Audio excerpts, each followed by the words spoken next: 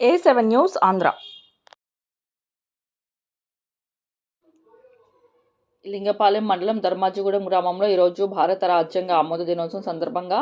మాజీ ముఖ్యమంత్రి వైఎస్ఆర్సీపీ అధ్యక్షులు వైఎస్ జగన్మోహన్ రెడ్డి పిలుపు మేరకు లింగపాలెం మండల వైఎస్ఆర్సీపీ పార్టీ అధ్యక్షులు కొఠారి మోహన్ రావు గారి ఆధ్వర్యంలో ధర్మాజిగూడెం భారత రాజ్యాంగ నిర్మాత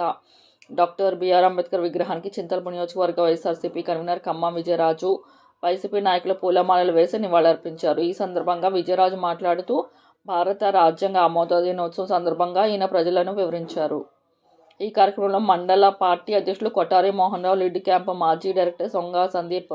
మాజీ MPC chairman Mandalapu Saibabu, Dharmajigudem panchayati president Kothuri Mounika Ramesh, MPP Musunuru Venkatrao, Dharmajigudem society మాజీ చైర్మన్ ఉప్పలపాటి ప్రసాదు, కల్లరాయనగూడెం పంచాయతీ ప్రెసిడెంట్ చల్లగుళ్ళ రవిబాబు, అయ్యప్పరాజుగూడెం